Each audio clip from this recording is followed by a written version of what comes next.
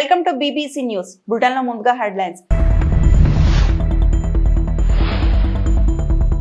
విజయవాడలో FICCI national executive committee మీటింగ్లో పాల్గొన్న ముఖ్యమంత్రి చంద్రబాబు నాయుడు.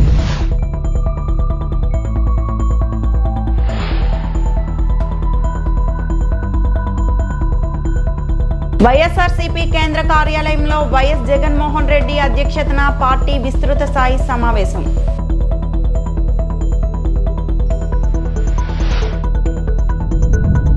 పేదలకు ఇంటి నిర్మాణ అనుమతులు ఫీజులు భారం కాకుండా ప్రభుత్వం కీలక నిర్ణయం. మంత్రి నారాయణ. ఆధునిక సాంకేతికతకు చిరునామాగా రాజధాని అమరావతిని నిర్మిస్తున్నామని ముఖ్యమంత్రి చంద్రబాబు నాయుడు అన్నారు. 100 ఏళ్ల తర్వాత కూడా టెక్నాలజీలో ఎవరు అందుకోలేరని, భవిష్యత్తు నగరంగా రాజధాని ఉండేలా ప్రణాళికలు రూపొందిస్తున్నామని చెప్పారు. విజయవాడలో ఫికీ ఆధ్వర్యంలో నిర్వహిస్తున్న జాతీయ కార్యనిర్వాహక సమావేశంలో చంద్రబాబు ప్రసంగించారు. దేశ పురోగతిలో ఐటీ కీలక పాత్ర పోషిస్తుందన్నారు. టెక్నాలజీని ముందుకు తీసుకెళ్లడంలో ఐటీ అభివృద్ధి ఎంతగానో ఉపయోగపడుతుందన్నారు. రానున్న రోజుల్లో సాంకేతిక పరిజ్ఞానంతో వివిధ రకాల డ్రోన్లు మానవాళికి అనేక రకాలైన సేవలు అందుబాటులోకి తెస్తాయని వెల్లడించారు. సాంకేతిక జీవితంలో ఒక భాగంగా మారుతుందని చెప్పారు. డ్రోన్ల సాయంతో రాత్రి సమయంలో పోలీసులు పెట్రోలింగ్ చేస్తున్నారన్నారు. ఏఐ నాలెడ్జ్తో ఎన్నో అద్భుతాలు సృష్టిస్తున్నామన్నారు. ప్రధాని మోడీ వికసిత్ భారత్ లక్ష్యానికి అనుగుణంగా స్వర్ణాంధ్రప్రదేశ్ విజన్ లక్ష్యం నిర్దేశించుకున్నామన్నారు. రాబోయే రోజుల్లో అమరావతిలో నుంచి మంచి అవకాశాలు వస్తున్నాయని తెలిపారు. హైదరాబాద్ ఏ విధంగా అభివృద్ధి జరిగిందో ఇంకా కొత్త తరహాలో అమరావతిని అభివృద్ధి చేస్తామని చంద్రబాబు వెల్లడించారు. So I can identify every person with Aadhaar authentication. That is a big gift for all of us. Nowhere in the world this type of authentication. Next one, I am bringing all family members as a unit. Third one, every house I am geotagging. Tomorrow any crisis or any cyclone, I want to send medicine or food. Directly I can send any house where you require. That is the power of technology. Now we are preparing data lake. Central government programs, state government programs, and also its personal assets, liabilities, profession, everything will build. Individual security, family empowerment, we wanted to do in a big way. That is going to happen now. What I wanted to impress upon you, I am going to get all the data points, 42 parameters or 50 parameters tomorrow. Temperature, humidity, air quality, wind direction, reservoirs, water levels, then groundwater, even soil moisture, even the cyclone prediction, flood management, even cloud bursting, thunderbolts prediction. So many things I am going real time. I can alert real time with artificial intelligence. Data is available, historical data, knowledge is available, real time data has come. Now only by using that real time data, I can give 95% or 99% accuracy. That is where we are working with Bill Gates on health. Prevent to health, real time monitoring, if necessary, hospital, and how to handle health, we are going to do in a big way in Andhra Pradesh. It will be a model for others to replicate. First Andhra Pradesh, you want to bring technology and knowledge, global technologies. We will prove it proof of concept. Then it can be replicated all over the world. That is the work we are doing. పేదలకు ఇంటి నిర్మాణ అనుమతులు ఫీజులు భారం కాకుండా ప్రభుత్వం కీలక నిర్ణయం తీసుకుంది. పట్టణాల్లో 50 చదరపు మీటర్ల విస్తీర్ణంలో పేదలు నిర్మించుకునే G+1 నివాస భవనాలకు ఇక ₹1కే అనుమతులు ఇవ్వాలని కేబినెట్లో నిర్ణయించారు. 3 మీటర్ల ఎత్తు దాటిన భవనాల్లో బాల్కనీలు గరిష్టంగా 1.5 మీటర్ల వెడల్పుతో నిర్మించుకునే అవకాశం కొత్తగా కల్పించారు. నివాస భవనాలకు సంబంధించి సెట్ బ్యాక్ లో అనేక వెసులుబాట్లు ఇచ్చారు. రెడ్ కేటగిరీ మినహా 9 మీటర్ల వెడల్పు ఉన్న రోడ్లలో కూడా పరిశ్రమల ఏర్పాటుకు అనుమతి ఇచ్చారు. అన్ని రకాల భవనాలు, వాణిజ్య సముదాయాలు, హోటళ్లు, ప్రభుత్వ కార్యాలయాలు కాంప్లెక్స్ లో సీసీ కెమెరాల ఏర్పాటు తప్పనిసరి చేశారు. అంతకుముందు హై రైజ్ బిల్డింగ్స్ అంటే 5 అంతస్తుల కంటే పైన ఉన్న బిల్డింగ్స్కి రూల్స్ని చాలా లిబరలైజ్ చేసాం. ఆ తర్వాత నాన్ హై రైజ్ బిల్డింగ్స్ అంటే 5 అంతస్తుల కంటే తక్కువ, 5 కంటే తక్కువ ఉండే బిల్డింగ్స్కి యాక్చువల్గా కొంత లిబరల్ చేయమని రిక్వెస్ట్ చేయటం, అనేక బిల్డర్స్ అసోసియేషన్స్ వాళ్ళందరితో డిస్కస్ చేసాం అనేక దఫాలు. ఇతర రాష్ట్రాల్లో కూడా ఎలా ఉన్నాయో స్టడీ చేసిన తర్వాత కొన్ని రూల్స్ అండ్ రెగ్యులేషన్స్లో లెవెలైజ్ చేసాం.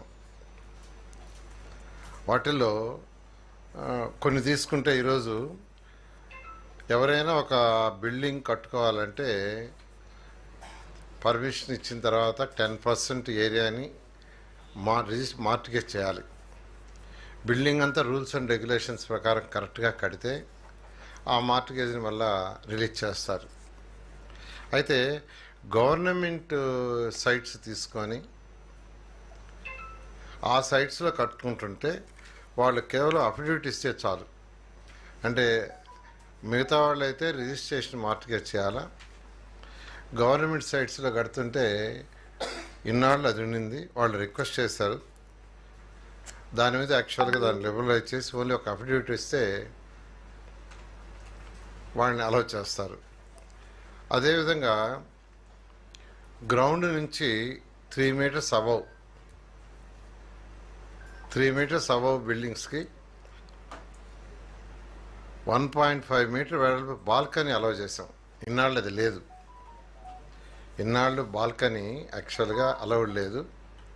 ఇప్పుడు కొత్తగా ఏంటంటే 3 మీటర్స్ అబవ్లో 1.5 మీటర్స్ వెడల్పు బాల్కనీ అలౌ చేసాం. మిగతా సెట్ బ్యాక్స్ అని యాజిటీస్గా ఉండాలి. అన్ని సెట్ బ్యాక్స్ కరెక్ట్గా ఉండి అంటే 3 మీటర్స్ అబవ్లో బాల్కనీస్ అలౌ చేసాం. సీసీటీ కెమెరాలు అపార్ట్మెంట్లలో, గ్రూప్ డెవలప్మెంట్ హౌసెస్లో, హై రైజ్ బిల్డింగ్స్లో, కమర్షియల్ కాంప్లెక్స్, మాల్స్, హోటల్స్లో అది కంపల్సరీ చేసేటట్టుగా యాక్చువల్గా రూల్ తీసుకొచ్చాం. అదేవిధంగా ఇండస్ట్రీస్లో 2 రకాల ఇండస్ట్రీస్ ఉంటాయి, రెడ్ కేటగిరీ అని, నాన్ రెడ్ కేటగిరీ అని. నాన్ రెడ్ కేటగిరీలో 9 మీటర్స్ వెడల్పు రోడ్డు ఉన్న బిల్డింగ్స్ అలౌ చేస్తాం. రెడ్ కేటగిరీ వాటిలైతే 12 మీటర్స్ ఉండాలి.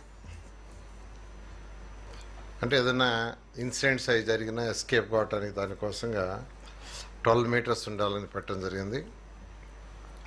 అదేవిధంగా అపార్ట్మెంట్స్ కట్టేటప్పుడు 2 బ్లాకుల మధ్య ఎంత గ్యాప్ ఉండాలనేది స్పెసిఫిక్గా లేకుంటే ఇప్పుడు ఏంటంటే అక్కడ సెట్ బ్యాక్స్ ఎంత ఉండాలో అంత గ్యాప్ ఉండాలని చెప్పడం జరిగింది. అదేవిధంగా అంతకుముందు సెక్యూరిటీ పోస్ట్ ఒక అపార్ట్మెంట్. వైఎస్ఆర్సీపీ అధినేత వైఎస్ జగన్ అధ్యక్షతన పార్టీ విస్తృత స్థాయి సమావేశం ప్రారంభమైంది. తాడేపల్లిలోని పార్టీ కేంద్ర కార్యాలయంలో ఈ సమావేశం జరుగుతోంది. ఈ సమావేశంలో సీనియర్ నేతలు Botsa Satyanarayana, Peddireddy Ramachandra Reddy, Buggana Rajendranath, party state coordinator Sajjala Ramakrishna Reddy, party ఎమ్మెల్యేలు, ఎమ్మెల్సీలు, పార్లమెంట్, అసెంబ్లీ నియోజకవర్గాల సమన్వయకర్తలు, పార్లమెంట్ నియోజకవర్గాల పరిశీలకులు, జిల్లా అధ్యక్షులతో పాటు రీజనల్ కోఆర్డినేటర్లు పాల్గొన్నారు. సహా పార్టీ ముఖ్య నేతలు ఉన్నారు. బహుశా ఇంత తక్కువ కాలంలో ఇంత ప్రజల్లో వ్యతిరేకత చోటు చేసుకున్న ప్రభుత్వం బహుశా ఎప్పుడూ కూడా మనం చూసి ఉంటాం. మామూలుగా సంవత్సర కాలంలో ప్రభుత్వం మీద వ్యతిరేకత ఈ స్థాయిలో ఉండాల్సిన పరిస్థితుల్లో మొట్టమొదటిసారిగా ఈసారి సంవత్సర కాలంలోనే ప్రభుత్వం మీద వ్యతిరేకత ఈ స్థాయిలో కనిపించే పరిస్థితి మొట్టమొదటిసారిగా ఇప్పుడే కనిపిస్తూ ఉంది. అంత తక్కువ కాలంలోనే ఇంత దారుణమైన ప్రజా వ్యతిరేకత చంద్రబాబు నాయుడు గారి ప్రభుత్వంలో ఈరోజు కనిపిస్తూ ఉన్న నేపథ్యంలో చంద్రబాబు నాయుడు గారు ఈ వ్యతిరేకత మధ్య ప్రజలకు మంచి చేయాల్సింది పోయి మంచి అన్నది పక్కకి వెళ్ళిపోయింది కాబట్టి అబద్ధాలు, మోసాలు మాత్రమే మిగిలాయి కాబట్టి ప్రజలను తప్పుదోవ పట్టించే కార్యక్రమంలో భాగంగా ఈరోజు రాష్ట్రంలో ఎప్పుడూ చూడనని డైవర్షన్ పాలిటిక్స్ ఈరోజు చూస్తూ ఉన్నాం. ఒకవైపున డైవర్షన్ పాలిటిక్స్ చూస్తూ ఉన్నాం, మరోవైపున అణిచివేత ధోరణి అన్నది ఎవరైనా కూడా ప్రజల సమస్యల మీద ఎవరైనా స్పందిస్తే, ఎవరైనా గట్టిగా అడగడం మొదలెడితే ఆ గొంతును నొక్కడం కోసం ఎప్పుడూ చూడని విధంగా ఈరోజు రెడ్ బుక్ రాజ్యాంగ పరిపాలన ఈరోజు మనం చూస్తూ ఉన్నాం. మన 5 సంవత్సరాల పాలనకు చంద్రబాబు నాయుడు గారి ఇప్పటి పాలనకు మధ్య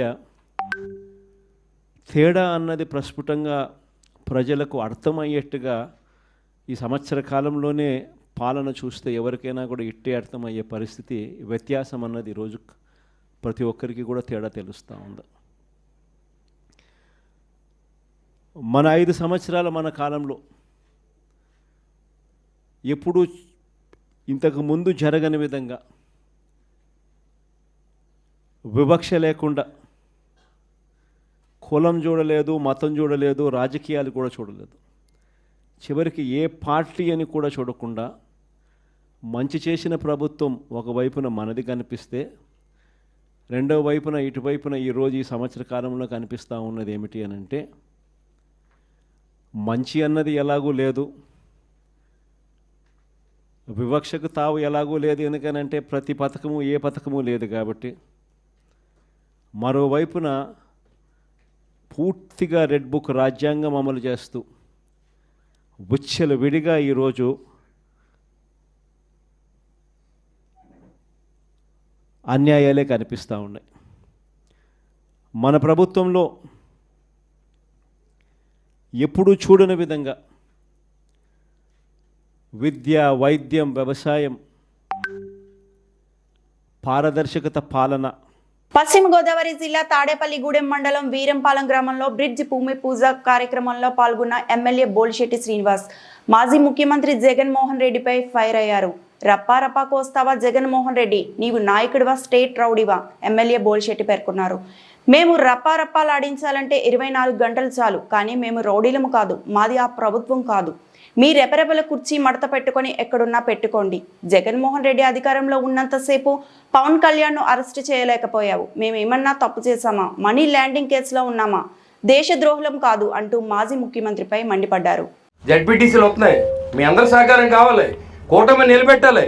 ఇవాళ నేను ఉంటాను, 5 సంవత్సరాల పరిపాలన వెళ్ళిపోతాను, ఇంకొకటి వస్తాడు ఖచ్చితంగా. 5 సంవత్సరాలు ఉండి పదవిని శాశ్వతం కాదు, అది నాకు తెలుసు. కాబట్టి ప్రతి మనిషిని మనిషిలా గౌరవించాం. ఇది అభివృద్ధి కోసం పనిచేసే ప్రభుత్వం. నరేంద్ర మోడీ గారి సహకారంతో, చంద్రబాబు నాయుడు గారి అనుభవంతో, పవన్ కళ్యాణ్ గారి చొరవతో ఇవాళ రాష్ట్రం నడుస్తుంది. దాంట్లో ఎలాంటి అతిశయం లేదు. ఇవో పక్కన జరుగుతూ ఉంటే ఒక రఫరఫా కోసేస్తారంట ఏంటి, రఫరఫా గొర్రెపోతలు కోసినట్టు కోసేస్తారంట. అంటే నువ్వు రౌడీవా, స్టేట్ రౌడీవా అని అడుగుతున్నాను జగన్మోహన్ రెడ్డిని. నువ్వు ఇప్పుడు ఏమి లేకుండానే రౌడీని చేసేయాలని చూస్తున్నావు. రేపు మళ్ళీ నీకు అధికారం వస్తే సామాన్యుడు రోడ్డు మీద తిరుగుతారని అడుగుతున్నా. అందుకే నేను ఇంటికి పంపించారు. ఇవాళ మళ్ళీ చంద్రబాబు నాయుడు గారి ప్రభుత్వం విమర్శించి దమ్ము నీకు ఉందా అని అడుగుతా ఉన్నా. పోయి చూద్దాం, ఎవరినైనా వచ్చి ముట్టుకొని చూద్దాం. మీరు ఎప్పుడో వెయిట్ చేయాలి 5 సంవత్సరాలు. మేము రఫ్రఫ్లు ఆడించాలంటే ఎన్నాళ్ళు, ఒక 24 గంటలు చాలు. కానీ మా ప్రభుత్వం, మేము రౌడీలు కాదు, మేము ఆ ప్రభుత్వం కూడా కాదు. కాబట్టి మీరు రఫ్రఫ్లు అన్నీ ఉంటే ఎక్కడైనా మడతట్టి పెట్టుకోండి, కుర్చీ మడతట్టి ఎక్కడైనా పెట్టుకోండి. జగన్మోహన్ రెడ్డి గారు, ఇక్కడ చంద్రబాబు నాయుడు గారు, పవన్ కళ్యాణ్ గారు అరెస్ట్ చేయలేవు. 5 సంవత్సరాలు నువ్వు 100 ప్రయత్నాలు చేసావు, 1000 మందిని పోలీసులు దింపావు. అది జనసేన పార్టీ. దమ్ముంటే అరెస్ట్ చేయమని చెప్పాం ఆ రోజే.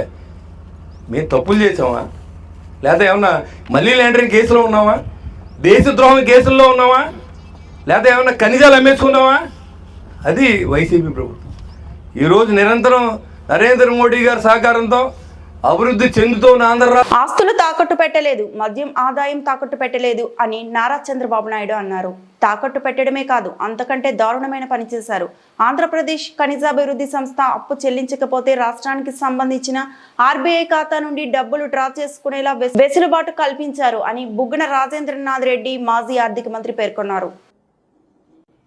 ఈ ఏపీఎండిసి ఖనిజాభివృద్ధి సంస్థ అప్పు చేసే దానికోసము ఆర్బీఐ డైరెక్ట్ డెబిట్ మ్యాండేట్ అని ఇవ్వడం జరిగింది. అంటే అర్థమేమి, ప్రతి రాష్ట్రానికి కూడా బ్యాంక్ ఖాతా ఎవరి దగ్గర ఉంటుంది? ఆర్బీఐ దగ్గర, రిజర్వ్ బ్యాంక్ ఆఫ్ ఇండియా దగ్గర ఉంటుంది. ప్రతి రాష్ట్రానికి, దేశానికి, రాష్ట్రానికి రిజర్వ్ బ్యాంక్ ఆఫ్ ఇండియాలో ఖాతా ఉంటుందన్నమాట.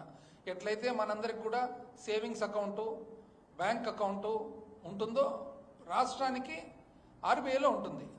ఈరోజు ఎటువంటి వెసులుబాటు ఇచ్చినారంటే, ఏ కారణం వలన ఒకవేళ ఆంధ్రప్రదేశ్ రాష్ట్ర ఖనిజాభివృద్ధి సంస్థ అప్పు అంటూ కట్టలేకుంటే టైం లోపల, అంటే ఇప్పుడు ఈ నెల జూన్ లోపల 3,489 కోట్లు ఏదైతే అప్పు చేయడం జరిగిందో ఒక కంతు ఉంటుంది. ఆ కంతు ఒకవేళ ఆంధ్రప్రదేశ్ రాష్ట్ర ఖనిజాభివృద్ధి సంస్థ ఏపీఎండిసి కట్టలేకుంటే అప్పుదారులు డైరెక్ట్గా రాష్ట్రానికి సంబంధించిన ఆర్బీఐలో ఉండే అకౌంట్ నుంచి డబ్బులు డ్రా చేసుకునే దానికి వెసులుబాటు ఇచ్చినారు. నాకు తెలిసి ఎక్కడ చరిత్రలు ఇక్కడ లేదు, రాష్ట్ర చరిత్రలో అయితే లేనే లేదు, దేశ చరిత్రలో కూడా నాకు తెలిసి ఇటువంటి దాఖలాలు ఉండవని చెప్పి నేను అనుకుంటూ ఉన్నాను.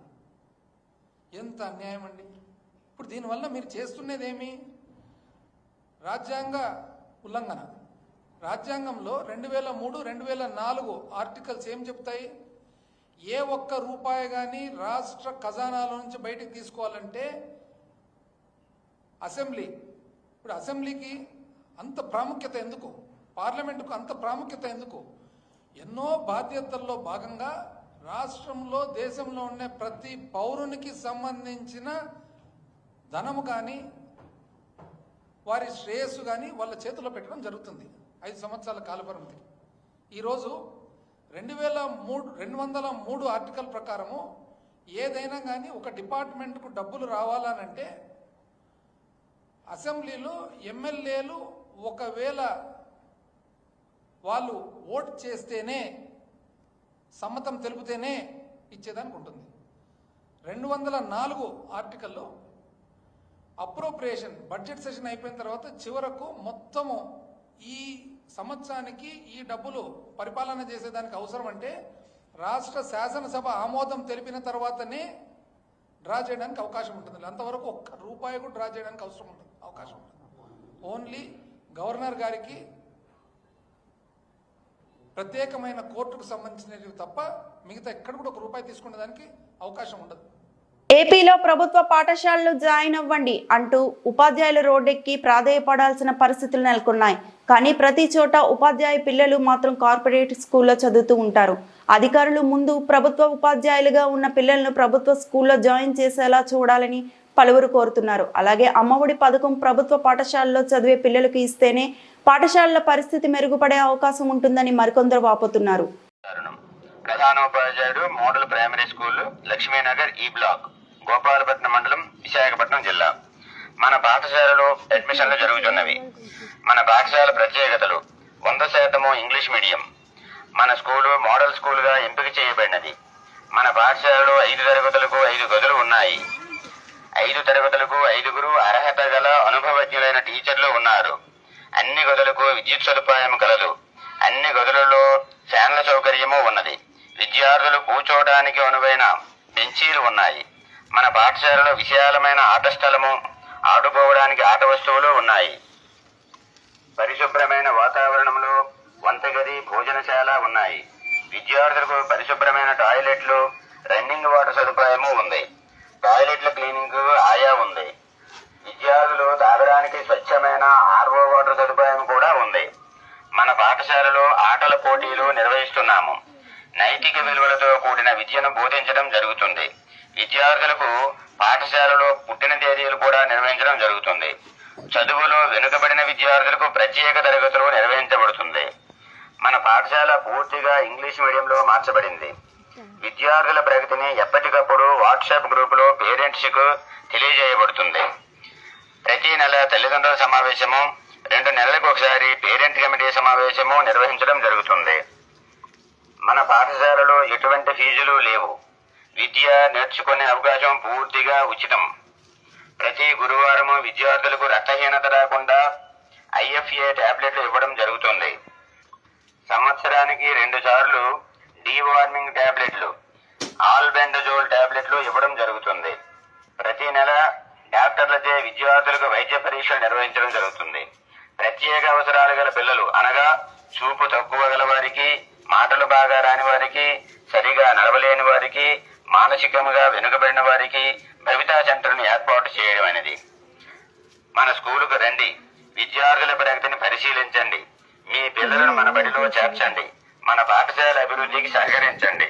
మహిళలు, చిన్నపిల్లలపై అఘాయిత్యాలకు పాల్పడే వారిని ఉపేక్షించేది లేదని, కఠిన చర్యలు తీసుకోవడం జరుగుతుందని ఆంధ్రప్రదేశ్ రాష్ట్ర మహిళా కమిషన్ చైర్పర్సన్ శ్రీమతి రాయపాటి శైలజ పేర్కొన్నారు. ఇందుకూరుపేట మండలం కుడితిపాలెం కాకర్ల దిబ్బలో 10 సంవత్సరాలు నివసిస్తున్న బాలిక చెంచెమ్మపై అమానుషంగా వాతులు పెట్టడం జరిగింది.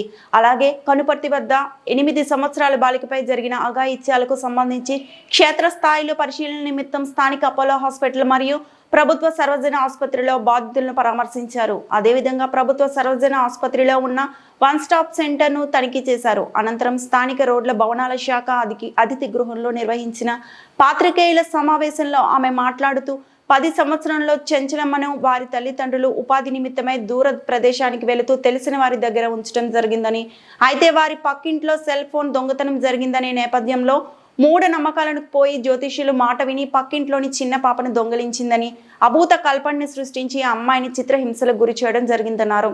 దీనిపై 5 నిందితుల్లో 4 గుర్తించి అరెస్టు చేయడం జరిగిందని ఆమె తెలిపారు.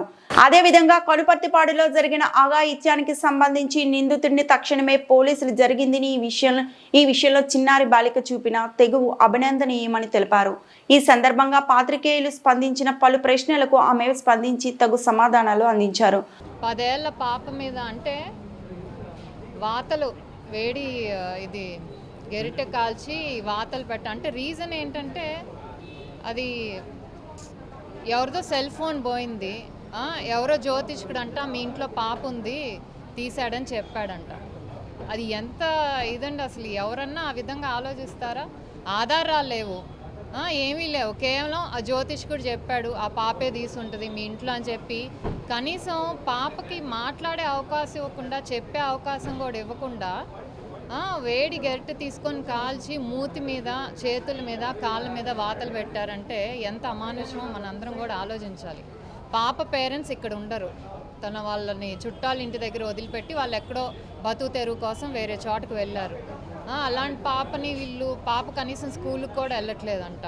వీళ్ళింట్లోనే పూటకొకళ్ళ ఇంట్లో అక్కడక్కడ ఉండి మరి వాళ్ళు భోజనం పెట్టడం, లేకపోతే చిన్న చిన్న పనులు చేయించుకోవటం అలా చేసి నేబర్స్ అందరూ ఆ అమ్మాయి చేసి ఉంటుంది అని చెప్తే మరి ఆ ఉద్దేశంతో కనీసం ఏ ఆధారాలు లేకుండా ఆమె మీద ఈ దారుణం చేయటం అనేది నిజంగా మహిళా కమిషన్ తరఫున, మహిళా కమిషన్ అనే కాదు ఏ మనిషి కూడా దీన్ని మనసున్న వాళ్ళు ఎవరైనా కూడా హర్షించరు. సో దీన్ని గవర్నమెంట్ కూడా చాలా సీరియస్గా తీసుకుంది. ఎందుకంటే నిన్న జరిగిన ఏదైతే మీటింగ్ ఉందో సుపరిపాలన తొలడుగు సీఎం గారు కానీ డిప్యూటీ సీఎం గారు కానీ చాలా క్లియర్గా చెప్పారు, రాష్ట్రంలో ఎక్కడైనా చిన్నపిల్లల మీద కానీ ఆడవాళ్ళ మీద కానీ ఎక్కడైనా అన్యాయం జరిగినా, అరాచకం జరిగినా ఊరుకునేది లేదు. పోలీసులకు కూడా చాలా ఇన్స్ట్రక్షన్స్ ఇచ్చారు, ఫ్రీ హ్యాండ్ ఇచ్చారు.